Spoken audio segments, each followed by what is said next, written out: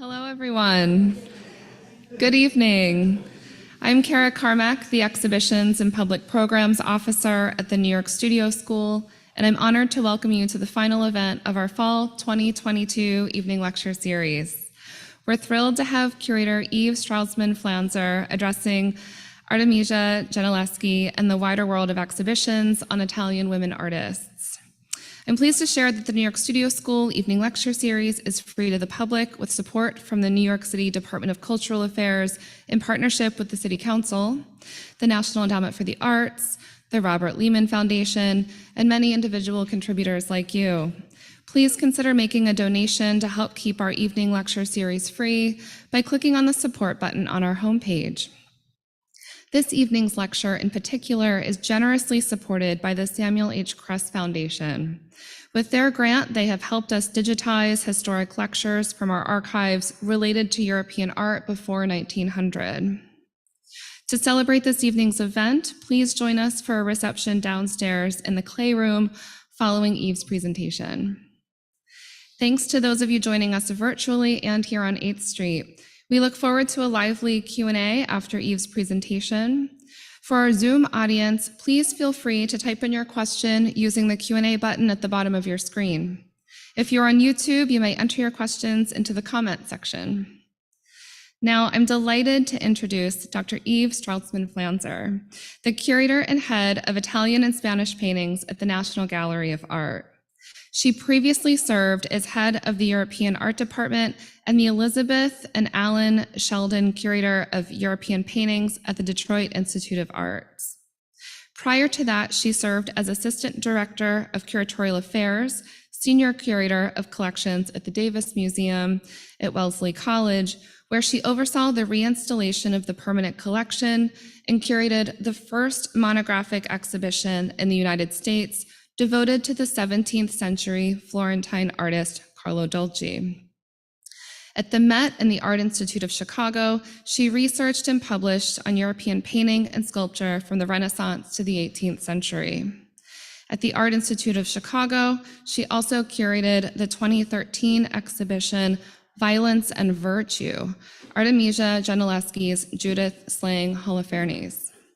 She is the co-curator of the exhibition By Her Hand, Artemisia Gentileschi, and Italian Women Artists, 1500 to 1800, that opened at the Wadsworth Atheneum in 2021 and the Detroit Institute of Arts in 2022.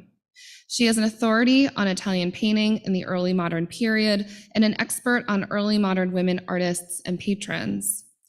Dr. Straussman-Pflanzer holds a BA from Smith College in Northampton, Massachusetts, and a PhD from the Institute of Fine Arts of New York University. Now please join me in offering a very warm welcome to Dr. Yves Straussman-Pflanzer.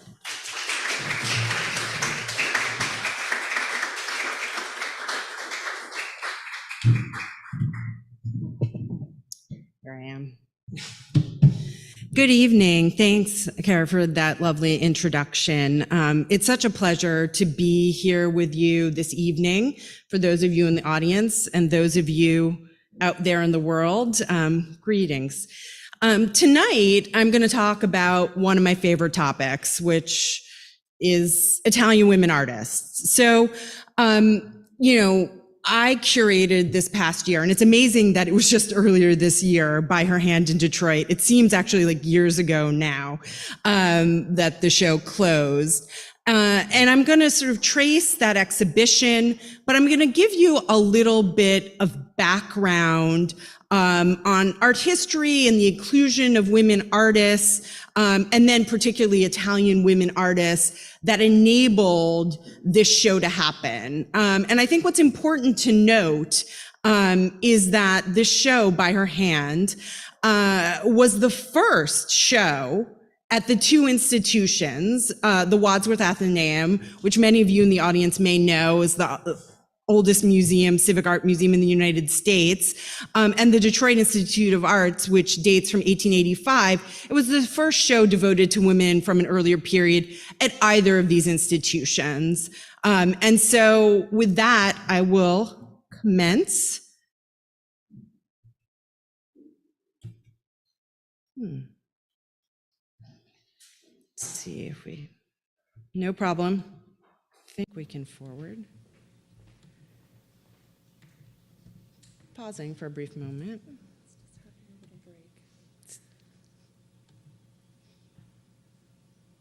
Okay. Thank you.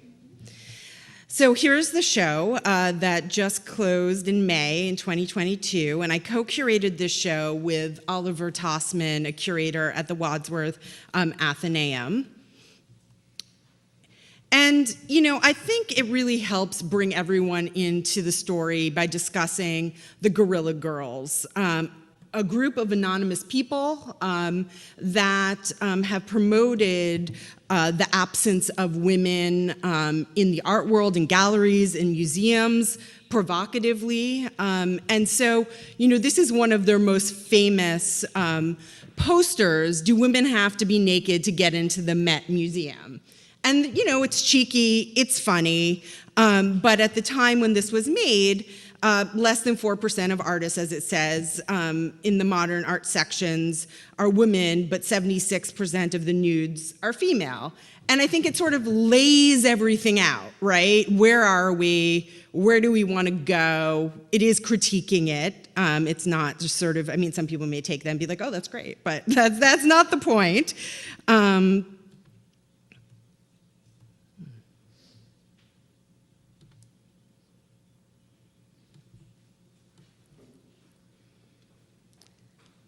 Apologies, it is being sluggish and I'm not able to advance. Sorry about that. Let's see.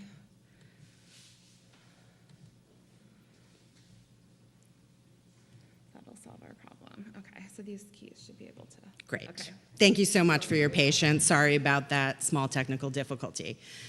And then, you know, this is actually one of my favorites from the Guerrilla Girls.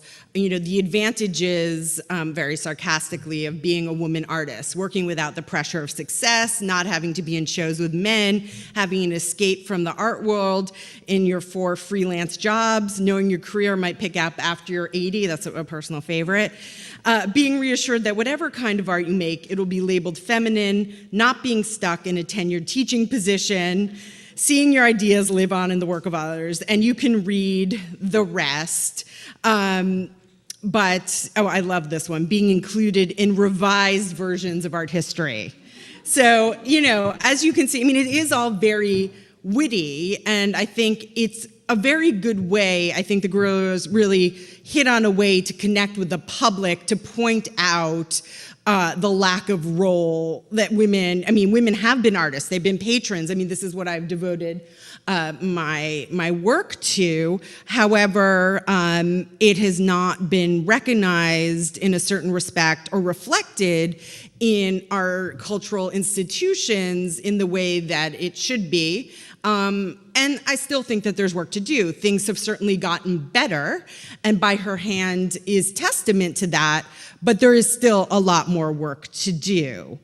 And I don't want to belabor this, but I think it sort of sets up the show, you know, in a way. These are statistics. I thought this was a really good study that came out in 2019 that was very well researched on the diversity of artists in major US museums. So it looks at gender, but of course it also looks at race as well. But it looks at, you know, 87.4% of works that we know the artists, they're by male artists in museums that and they did a wide swath of museums in getting these statistics. And these are other statistics that you can see on the screen. I'm not going to read them all, but I think some of them that are surprising: 96.1% of artworks sold at auction are by male artists. And then, of course, that one with the Guerrilla Girls comment about looking forward to being in a revised edition of art history. There's 27 women of 318 artists are in the 9th edition, so 9th, you know, 8 preceding it, of Jansen's survey, The Basic History of Art, up from 0 in the 1980s. And I think it's, you know, I mean, I use this in my essay, this statistic, but I think it's really interesting to think about the record for a woman artist, Georgia O'Keeffe's Jimson Weed, that sold in 2014 for over $44 million. And then the Leonardo da Vinci that sold for over $450 million. So, it's not a fair comparison necessarily or statistically sound, but I think it shows very poignantly the gulf between the sort of value of women artists, and that's been changing too in terms of the art market. The prices have certainly been going up, but sort of the market and value, both on an economic but on a cultural level, I think are really at stake and at question here, and something that I think about a lot. So we come to By Her Hand, and how did an exhibition like this come into being?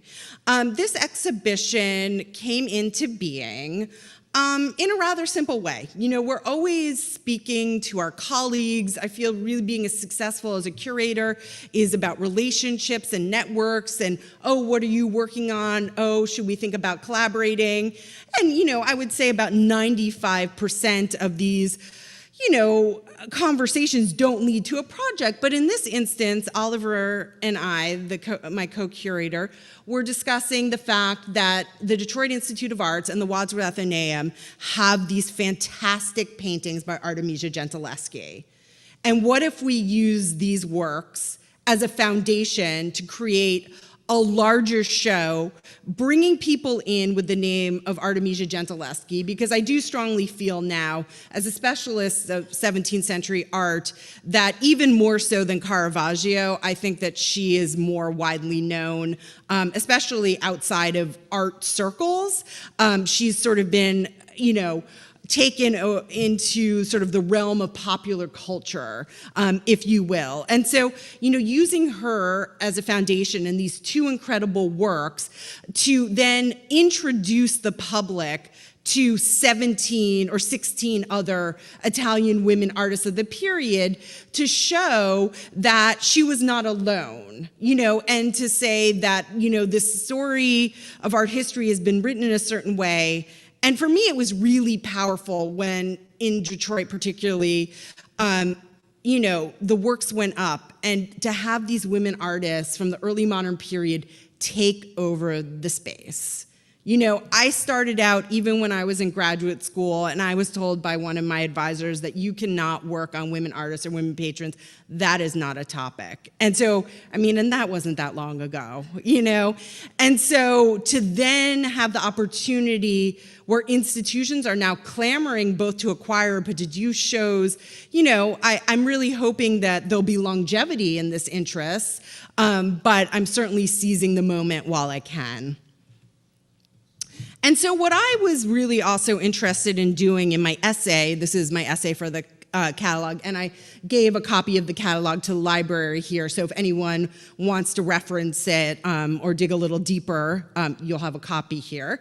And so I played on the title of my essay, Why Have There Been No Exhibitions of Early Modern Italian Women Artists in Hartford or Detroit?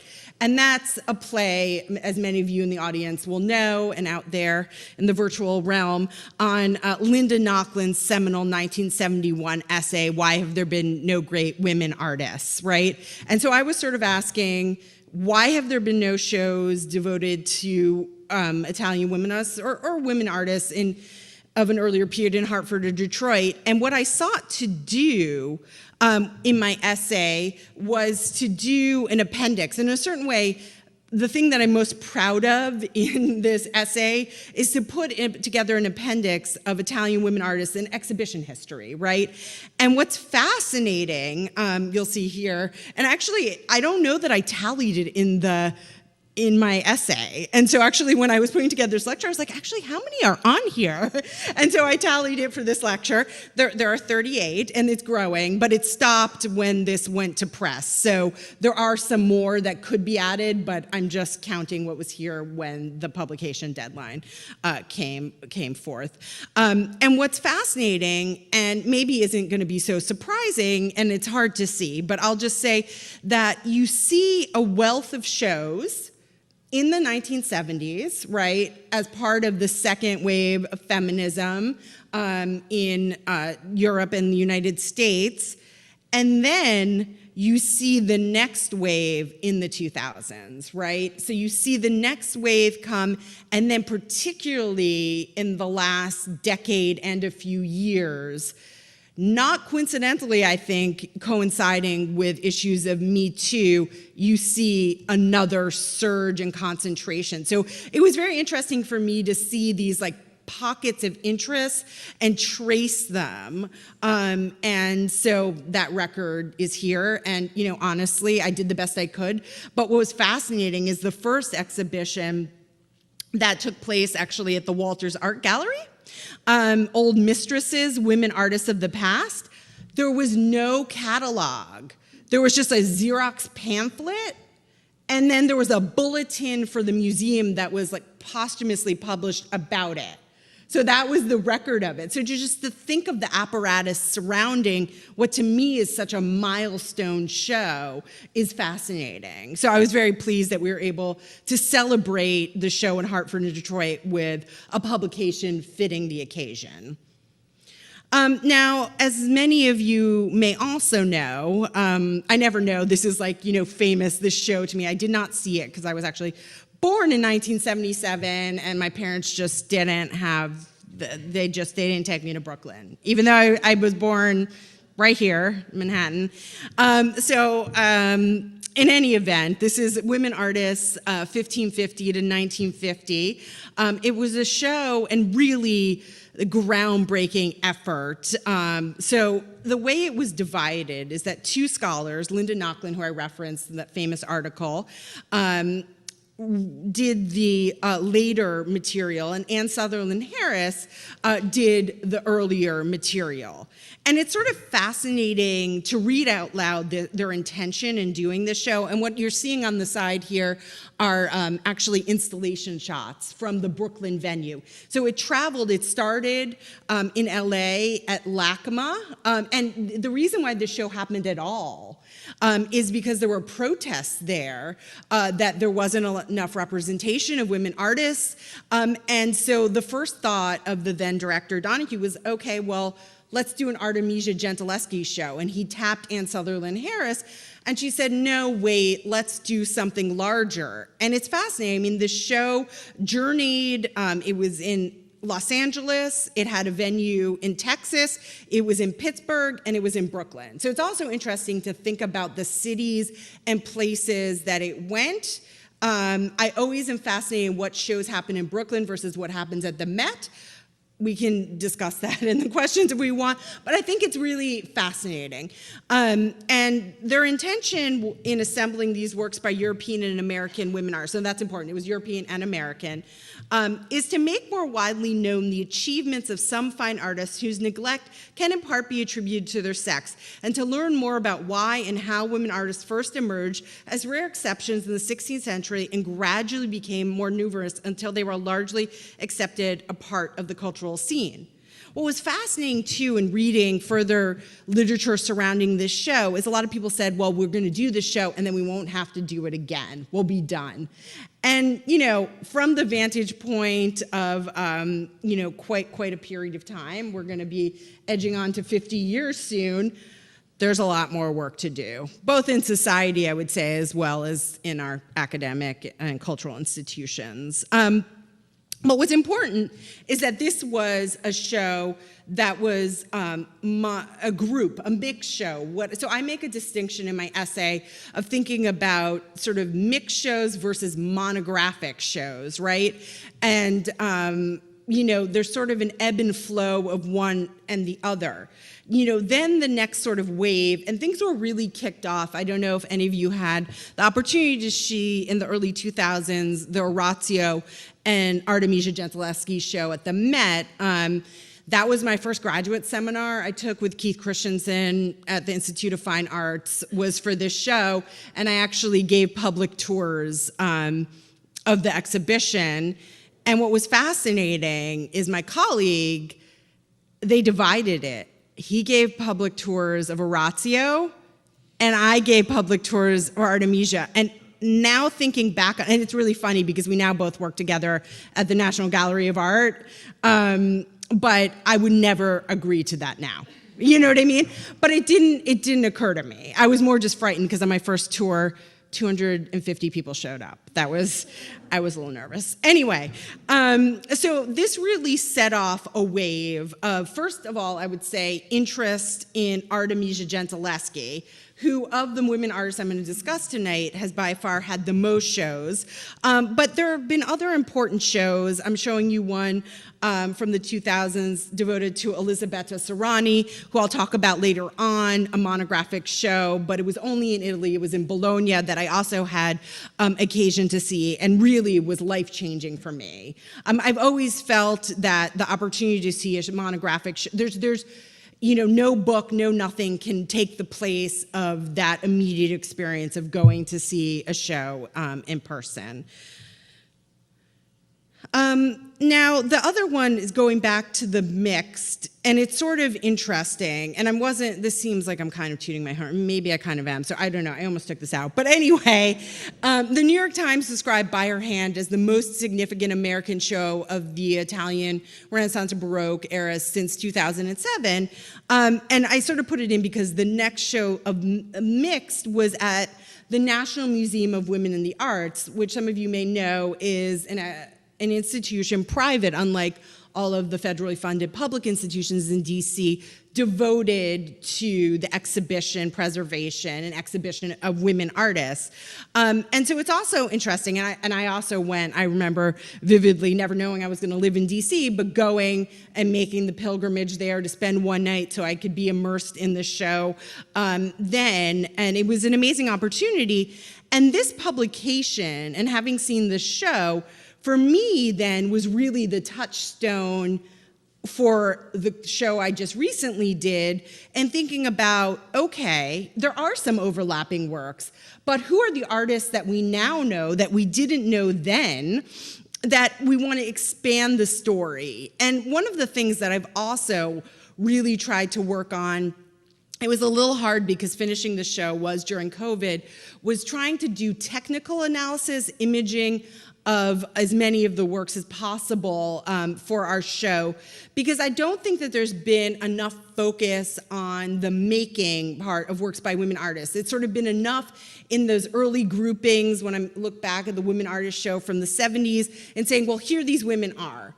But I really want to know, how did they do what they did? And then, as we'll discuss in a little bit, a lot of them were the daughters or the relatives of male artists. How is their making similar or different, but without examining at that very elemental level, we can't begin to discuss that. So there have been a lot of inroads in technical studies, particularly of Artemisia Gentileschi, but some of the other women artists as well, and I still feel there's much more work to do. But I really want to point out this show at what we now call, I learned when I moved to DC, NMWA, the National Museum of Women in the Arts. It was the first time someone said, I was like, I don't know what you're talking about, but anyway, NMWA, which was really a touchstone for this project. I also think it's fascinating, and I did talk about the market. This is something that the auction houses have also in recent memory picked up. Sotheby's has done shows focusing on women artists. This is a show they did, and it was big publicity, and Victoria Beckham was involved, the female triumphant. So, it sort of was a trend. It's been cool. People have wanted to get involved, but these women artists are getting more visibility. So, it goes hand in hand, the sort of market and academic and museum institutional practice.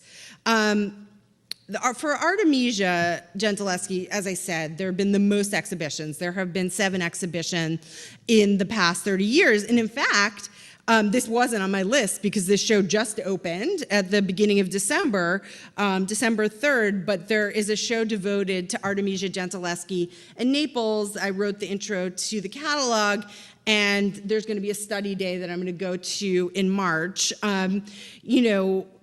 There's been a lot focused on her, and I think now we're getting sort of more focused on different periods of her career in a way that we couldn't. But the other major show, which unfortunately happened during COVID, and I'm so disappointed, was the major exhibition that Letizia Trevis did on Artemisia that was in 2020 at the National Gallery of Art in London. So this exhibition by her hand had 57 artworks by 17 different artists. And what was really important in thinking about a mixed or group show is to show a range, right, of the ways in which these women artists work. So you didn't get a category. It wasn't going to be, we didn't want to overweight it in portraits. We wanted to have still lifes, portraits, religious and historical scenes. All of these genres women artists practiced in. And so breadth was really important, and a range of media. We had paintings, prints, drawings, miniatures on vellum, ivory, books, metals, and a sculpture, actually only in the Detroit venue. But that was really important. Now, I just want to sort of take you through some of the women artists that we focused on and just give you a little bit of background. One of the works that I've always loved, and when I went to Smith College, I remember going to the Museum of Fine Arts in Boston and seeing this tiny miniature. This is by Sofonisba Anguissola. And she's very interesting because she was from Cremona, and she comes from very minor nobility. And what was interesting when we did visitor testing for the show in Detroit is that most people assume that all of these women artists that were able to create in the period came from, wealthy, privileged backgrounds, and that's actually not the case. In fact, it's the opposite. But she did, what's fascinating too is that her father and none of she trained with her sisters, but they didn't train her. So she actually had to go outside of the family unit or home to be trained as an artist. And one of the strategies, and this is interesting, I think this is a way we're talking about it too with women artists, that this is the birth, and there's an essay in the catalog that looks at the professionalization, right? It's different from a woman working, in her home or for the family and friends, but to actually make money, to support yourself, to get a, more global reputation. One of the things and strategies that was employed, I'm not sure she would have described it this way, but this is the way I interpret it now, is that she did lots and lots of self-portraits, right? And those were widely disseminated. And so, she becomes both sort of a curiosity, here's a representation of myself by my own hand, again, by her hand. And so you see her here in this miniature, and it has an inscription in Latin that says, Sofonisba Anguissola Virgo, Virgin, painted from a mirror in Cremona, basically. So, what's also fascinating is I can assure you that the virginity status of male artists is never noted on their paintings, but that is something you see for women artists in the period, not all of them, but definitely for Sofonisba. And, her sort of getting her likeness out there ended up bringing her as lady-in-waiting to the Spanish royal court. So, it was a very sort of successful endeavor. And I think it's important to note that, as you see, she lived a very long life. But in the 16th century, you have fewer women artists. By the time you get to the 17th century, there are hundreds. And there are hundreds of names of women that I've come across that we have nothing by them. And slowly, very slowly, things are coming out of the woodwork. The next woman artist who I think really is fascinating is Lavinia Fontana. And what's also interesting is that Bologna, Italy, was a hotbed for women artists in the early modern period. It's known for being very liberal. It's known for its prominent university.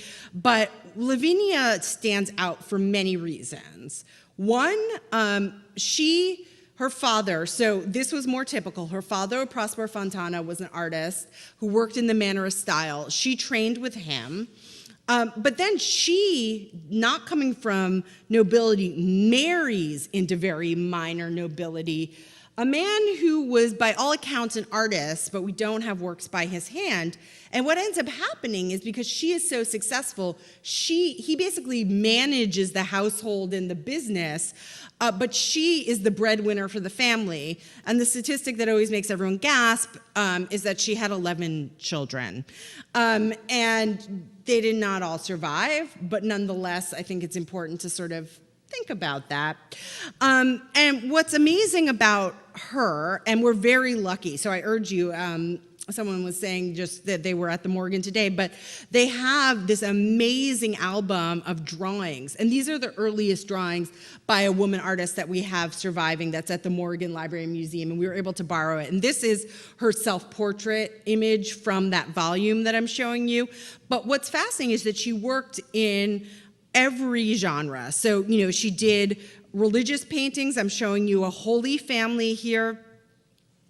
What happened because she married into very minor nobility is that she then had connections to the noble women of Bologna, and they fought over her to have their portrait created. And I love this woman from the Walters. She was in the show.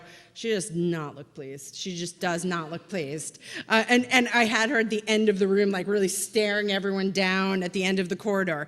And then I'm really pleased to announce that the National Gallery of Art, we recently acquired this portrait on the left by Lavinia Fontana of Lucia Bonosone Garzone. And it is the first work by an Italian woman artist, a painting, to enter the National Gallery of Art's collection. So it's about time. It's very exciting. And what's even more fascinating is that it's a woman artist, Lavinia Fontana, portraying a woman who was known as a musician. So you see she was known for her soprano voice, and I hope you can see on the upper right corner the lute. She also played the lute, and the music is legible. And so an upcoming project I'll mention at the end of my talk will come back to this.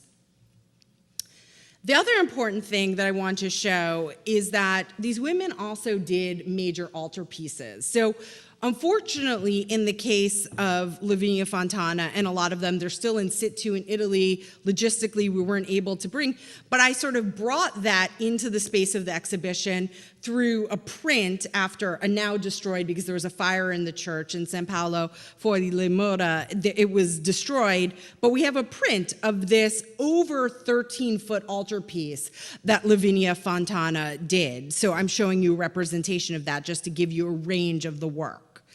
Now, the center of the exhibition of By Her Hand focused on Artemisia Gentileschi, and this was, to my mind, a showstopper wall because it showed how much we had learned about the artist.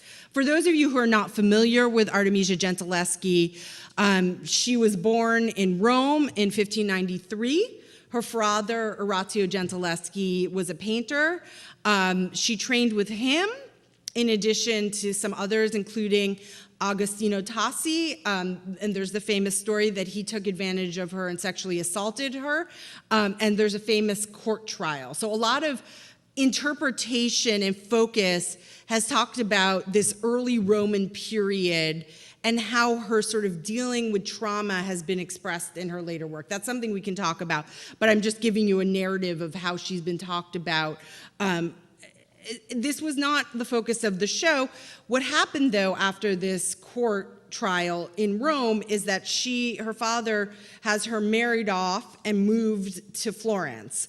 And this trio of works is fascinating because if you recall the Sofonisba self-portrait, the miniature, where she's all buttoned up to the collar, I mean, this is quite a portrait, right? Here she is, self-portrait as a lute player. And I mean, the décolleté that is showing, the ruddy cheeks, there is a way in which Artemisia is playing with her physical attraction and the viewer. And what's fascinating about Artemisia, and I think part of the reason why she gets so much attention, is that she was very savvy, both in the types of compositions, her interactions with patrons, but also her ambitions. So a lot of the women artists that I've dealt with, their bread and butter came from working a lot with women patrons. Artemisia did work for women patrons, but was working for the leading patrons across the board, corresponding with them. She did not hold back. She didn't find her niche. She wanted to be at the top of her field. So what's fascinating, and studies have shown, these are all works that date from her Florentine period, from 1515 to 1517, is that this sense of the likeness under her, I hope you can see how she uses that self-portrait. And we could endlessly debate the exact order of them. I have an opinion, but we don't need to get into that. Where you have on the right a painting that was relatively recently acquired by the National Gallery of London, where then she takes what is a self-portrait and doesn't have religious connotations, as I said, in the middle. And then on the right, she shows herself in the guise of Saint Catherine, a Catholic saint of Alexandria. And then on the left, technical analysis have showed that the self-portrait exists under there, but now it's a generalized representation of Catherine of Alexandria. So it gives you this amazing sense of how she worked and used her own image or didn't in certain contexts as it suited her. I think her most sort of astounding work is the work on the left, and this was a work that I did a focus show on when I worked in Chicago.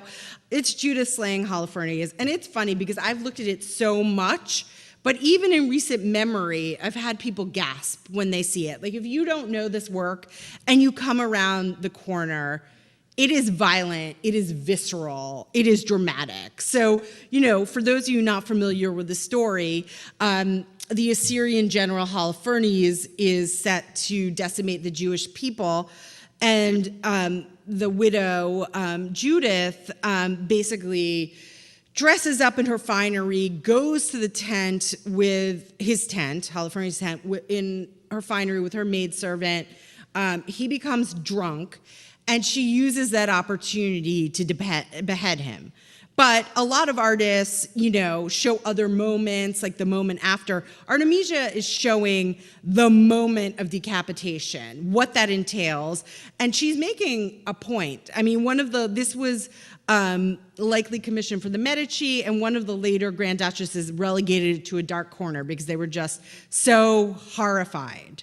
But she does develop, and the picture in Detroit, which was the basis for us doing this show, shows the later moment in the story. So it's an interesting counterpoint. There's the moment of the bloody beheading, and then there's this very beautiful, pointing to northern painting, illuminated scene. You see Judith, and it's very quiet and very still. She's raising her left hand that's illuminated, and she's pausing. Is it safe? Is it safe to leave the tent? And Abra, her maidservant, is kneeling with the head. They're going to take it back to show what they have done. But it's a very quiet, meditative moment compared to this gruesome scene of actual decapitation. And I should just note, what's fascinating is that most representations of this subject, including by Caravaggio, show the maidservant as an elderly woman, so that the contrast with Judith's youthful beauty is emphasized. Artemisia doesn't do that. They are of around the same age. You can't really tell. And so they are in this together, and you don't have that separation of age.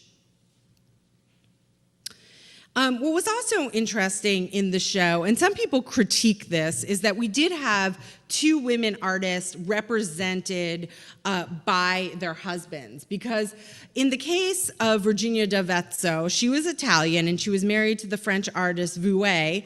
They met in Rome. There's only one work that is securely attributed to Virginia d'Avezzo, and it's in Nantes, and unfortunately we couldn't get it. But Vouet used his wife, who was an artist, as a model. And I think it's very interesting to see how centrally she's portrayed, and to think about for this scene, which is, but for all intents and purposes, religious, the penitent Magdalene, The fact that he uses the likeness of his wife, who was also an artist, and what that relationship would have been like when she was posing for a work of this type. But you see that same sensuality carries over into a later work by Artemisia Gentileschi as well, where, I mean, the penitent Magdalene is brought into the viewer's space. Her chemise is slipped down, her shoulders bare, and you are just gazing upon her at this sort of vulnerable moment of ecstasy where she seems unaware of the viewer.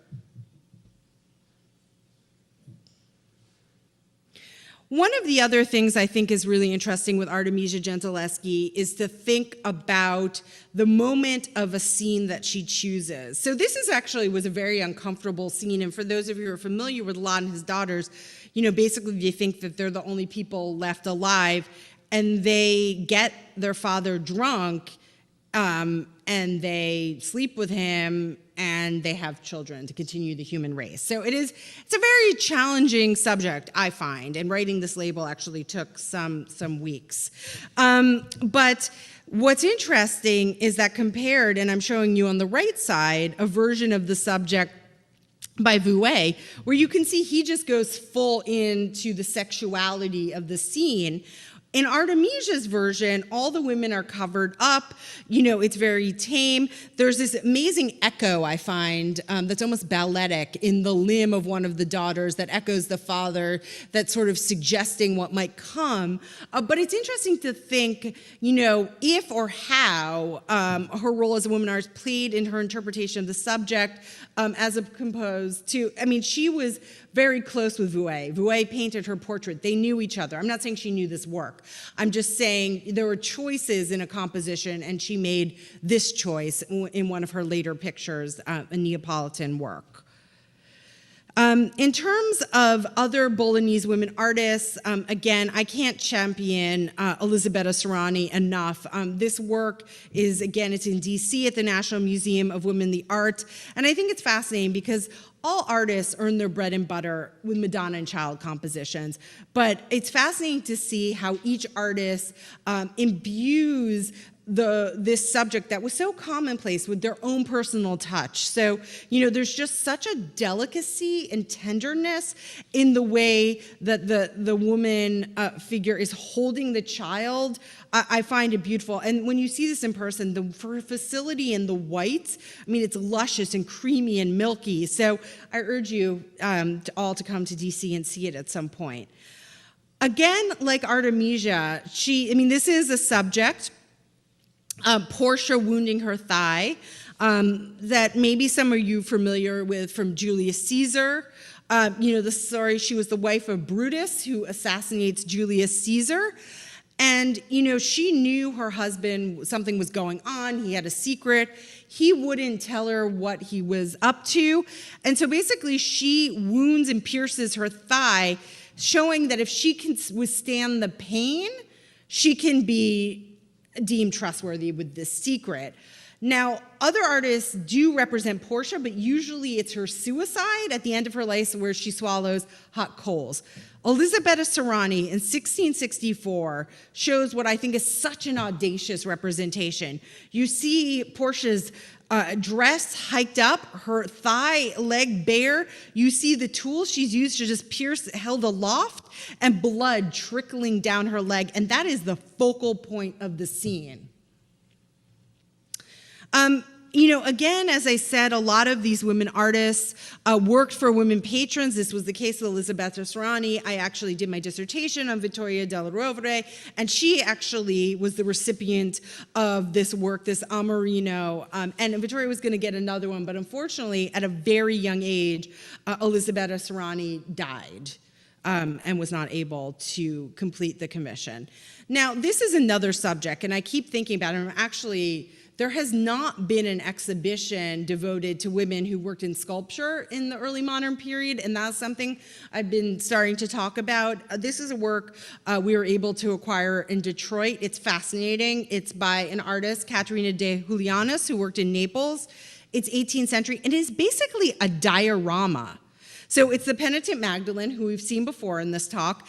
It's made from wax. She has this jute outfit. The chain is, metal link. Their feathers, the birds have actual feathers on them. There is blown glass, if you can see on the left side, that trickling stream. That is blown glass that finishes in a mirror that reflects it. And on the lower left-hand side, she signs it Caterina de Julianis, 1717. So this is an instance of an early sculptor in this fascinating multimedia work. And then this is just one of my all-time favorites. I ended the show in Detroit with this work. This is a self-portrait of Anna Baccarina Piattoli. It's a self-portrait at the age of 56. She does not beautify herself. When we think back to the self-portrait of Artemisia in Florence, very comely, very enticing, very engaging with the viewer. She engages directly, she's unprepossessing, and she is here I am. She is actually in the act of copying before her on the easel a work after Andrea del Sarto, a famous Renaissance artist, so aligning herself with the Florentine tradition of the past. She worked in Florence, and she painted this, as many artists did in the period, to gift to the family, the Medici family, or their successors, in the hopes that then they would give her monies. And they did give her a small amount of money, because after her husband died, she was destitute. And so you see her here, proud at the age of 56. And what's fascinating is not something I had realized until the painting arrived. But, it's all her gray hairs up here. It's a fascinating representation from the 18th century of a woman in that time period of quite an advanced age. And so I felt it really important to end the show with in Detroit. But one thing I always like to think about in New York, again, is coming back to Brooklyn. Many of you may know there's the Feminist Center, and there's Judy Chicago's The Dinner Party, and that of the place settings, if you're familiar with this piece, there are 39 seats at the table. Artemisia Gentileschi has one. And then in total, there are 1,038 names, but they're on the floor, a lot of the rest of the women artists. So it's interesting to think, when in the late 70s, again, as part of second wave feminism, Judy Chicago, why and how Artemisia got a place at the table. And I just want to say that I'm, going to be doing more projects in New York. So this acquisition of the Lavinia Fontana that I referenced earlier is really the springboard for a conference that I'm doing with Juilliard, that's looking at women in art and music in the early modern period globally. And in fact, the call for papers ends tomorrow, so submissions are flying in right now. But it's going to be an interesting setup. It's going to be one day in Juilliard, there'll be a break day, and then one day at the National Gallery of Art in DC, but it will be live stream. But I'm telling you, please come to the New York portion on October 18th, 2023. Do save that date. And then I just think it's really interesting. I've been reflecting. So NIMWA, the National Museum of Women of the Arts in DC, has been closed for renovations. And they commissioned this piece by Katerina Cebulka that's outside that is, enormous sort of textile that's supposed to mimic embroidery that's been long associated as women's work. But it says, as long as generations change but our struggles stay the same, I will be a feminist. And I have to say, just personally, we don't need to go into details, over the last few months, this has really, really resonated with me. Here I am over Thanksgiving. My mother came down. She took this photo of me. I have to give her credit. Thank you, Mom. But it's interesting. This is part of this initiative, the large-scale art to challenge small-minded thinking. But it's really interesting to think about using this renovation project when the museum is closed to have this potent message that you can't help but read and see when you walk by. And I'm going to end it there. Thank you. If you'd like to contact me, this is my contact information, and I'm happy to answer any questions you may have. Thank you so much.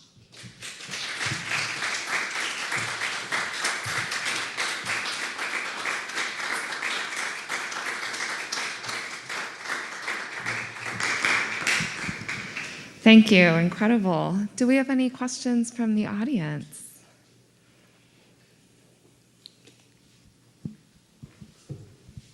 Thank you. That was great. I'm curious about some of the source material to find these women that you're working with. It's a great question. So some of the source material has existed in texts that have been read widely by our historians. So I'm thinking of Vasari's Lives of the Artists. That is really for Florentine painting in the Renaissance period. The touchstone text, he did a first edition in 1550.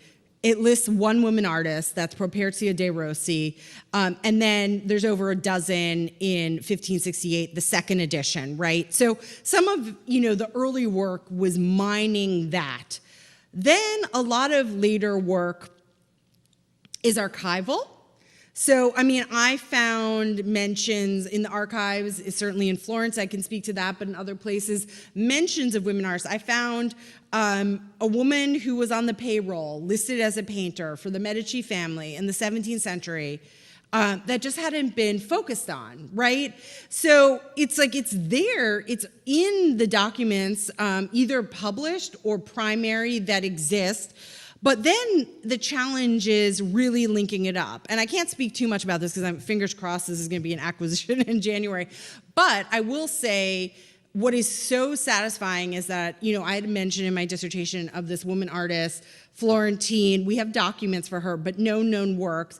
And then in the last year, a work signed by her has come up, and so it's sort of like bringing forward and publishing these names, even if we don't, then gives value. And also, when you think about the market, dealers then, how thrilled are they then to actually find a work, by this artist that's unknown? So it's sort of this, I don't know if this answers your question, but it's sort of a layering process between looking at well-known texts where there are references, and then, further study of individual women arts, archival work, and the market sort of all coming together. But it's a slow process.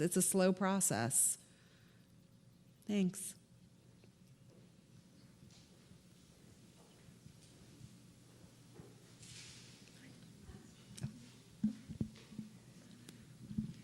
Hi, I have a question. Yes.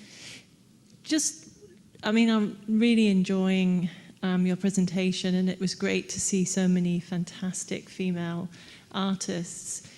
In your research and in your travels, have you come across, I'm not sure if I even know the names of non-Italian or, other women from other parts of Europe. Have you come across other women painters around the same period that have been as exciting?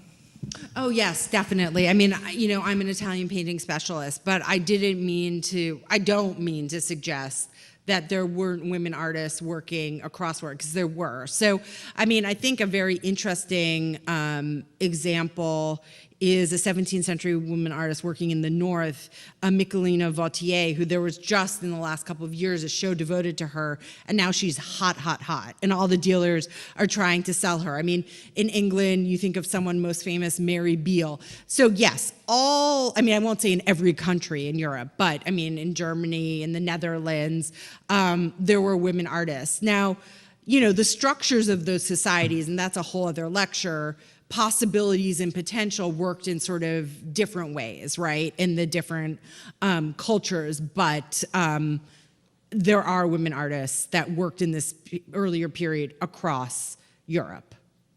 So I want to be clear about that. Okay, this might be a lot. So in your opinion, not like directly, but why do you think we've struggled so much getting a sustained interest in women artists, like outside of sales even? And okay, instead of that, how would you suggest that we start gearing towards that? No, I love that question. That's why I'm smiling. I wasn't, what was the last part of it though? Gearing towards? Yeah, like how would we cultivate a sustained interest in women artists? I can only really answer this question one way, is to value women more across the board. That's the problem, and that's the answer.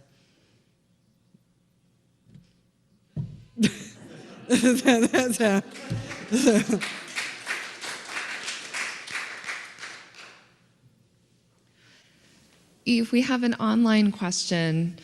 Did you come across female artists during the Renaissance or Baroque period who did not have connections to family members who were artists? And if so, how were they able to study the human figure in the nude, male, or to gain expertise in depicting the human form realistically? Yeah, I mean, that's a great question. So, I mean, the most noted example that I, talked about was Sophonisba Anguissola, that, she didn't study with a relative. Access, that's not something I touched on, so it's a great question, thank you. But the academies, that were founded in Florence and Rome in the 16th century of art, where male artists studied from the nude model, those opportunities were not available to women. So if you'll recall the print I showed of the altarpiece by Lavinia Fontana of the stoning of St. Stephen, in fact, a lot of the critics, of that work that we have from the period said, she couldn't draw. So, multi-figural compositions by women in the period were often critiqued as not being of the standards. The standard was predicated, as this question indicates, on your facility in drawing from the live, in most cases, nude male model. I mean, something that's actually been a side interest of mine is been access to or the existence of the female nude, because that is a sort of checkered history that's not been focused on as much in terms of that realistic representation. But I would say that in the standards of the time, a lot of women artists were really hindered by not having that access to the academies. So that was an obstacle.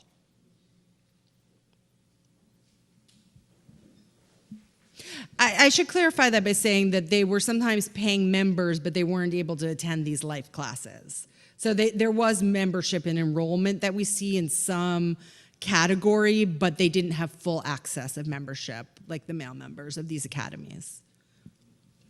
Hi. I just noticed that a lot of the art was owned by American museums, it seemed. And if that's the case, was it just because you had easier access to it, as opposed to, I thought maybe you could attribute the collection of these women artists to American collectors or American museums to some other reason why that is, if that's the case. So it's a great question, and it's an opportunity to point out that old master exhibitions are very expensive, and there are a lot of works. There are particularly a lot of works from a show in Italy, but we had to make some really hard choices because of the pandemic. As you know, supply chain issues, just think about the costs for just like basic products. We had to cut things from Europe, but really to sort of make it manageable, we still felt that we could express the range and diversity of works by relying on American museums, because the history of collecting is so strong and rich in this country. But this in no way should suggest that these works don't also exist in Europe, particularly Italy. But what you see is partially a practical consideration, if that makes sense. That, Eve, I'm so thrilled to hear that the National Gallery is acquiring works by these artists, and I wonder if you could speak about museum acquisitions, because that's really the long game of putting these artists into the canon, right? It's actually institutions buying and collecting and not just exhibiting temporary exhibitions. Yeah, no, I mean, there has been a sea change. So, in Detroit, I collected a handful of work by early modern women artists, not all Italian. And now institutions are clamoring for them. So the prices are going up. The competition is fierce. But, I mean, it's game changing that they're entering these collections. And, in fact, at the National Gallery of Art, we're in the midst of doing our collection plans. And, I'm able to say with no pushback that collecting women artists in this area is a priority. And it is a priority, and it will be for, the near future. And I think even if they don't have it formalized, that this is the case with a lot of institutions. And I think, thinking about sort of stature and visibility and also visitation, I love the National Museum in the World, Women in the Arts, but it's not in terms of, the number of visitors, how many are going to come to the National Gallery of Art. And so what happens when, a museum that is also free, there are women artists that are represented now that are going to be seen every year by 4 or 5 million people, and so that kind of visibility is really, really, really important. So I 100% agree.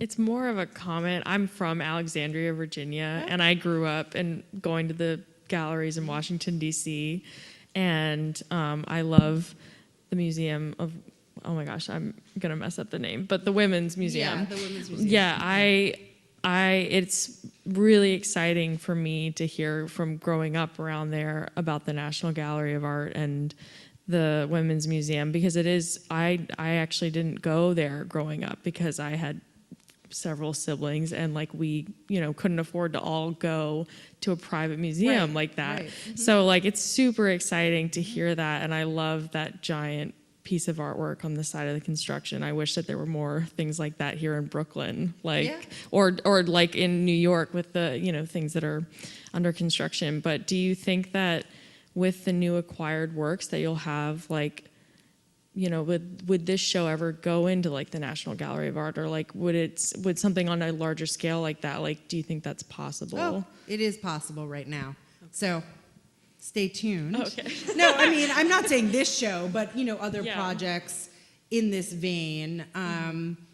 But as for your prior point, I mean, make these installations happen in construction sites in New York. That's what I would say to you. Good point. Yeah. Yeah, you're fueling the fire. Thank you.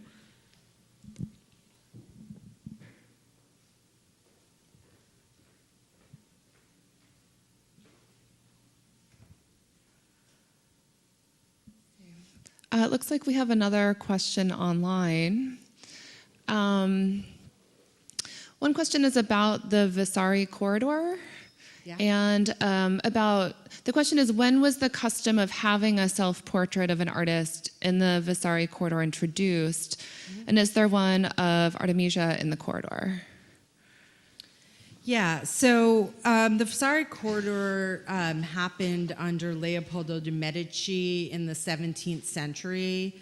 And that's when there was a sort of concerted effort to bring self-portraits. And so that one I showed you of the woman at the age of 56 is from the Vasari corridor. So I'd only ever seen it there. And the Vasari corridor, for those of you who are not familiar, connects over the Arno River, two of the Medici palaces, and they could sort of cross this corridor over the bridge, the Ponte Vecchio, without being seen, and there were self-portraits lining it. So, I mean, again, it's also interesting to think, okay, this was happening in the 17th century, but who had access to seeing it?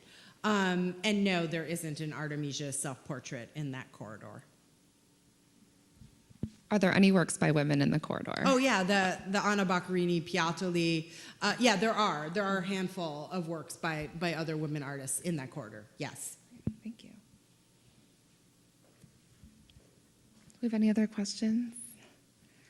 I think to conclude, I'd like to return us to the female gaze. You showed us some works by husbands of their artist wives, and are there works by women of their male partners? And if so, what do those look like? And if not, why do you think?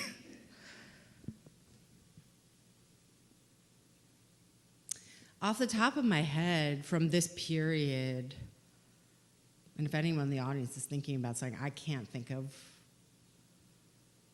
one. I mean, unless they were used as models, but we don't know what they look like, right? So I'd imagine they sort of exist in there, but aren't. It's interesting to sort of understand that the lore of the images by Vouet of his wife was sort of passed down to us, right? But if this if this representation of women of their husbands, like, it's not passed down in the same way. I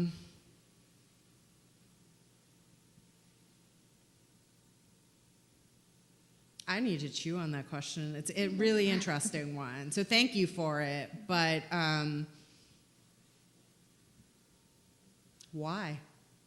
Good question. Anyway. I love ending on a question. No. Well, thank you so much. Really, really wonderful.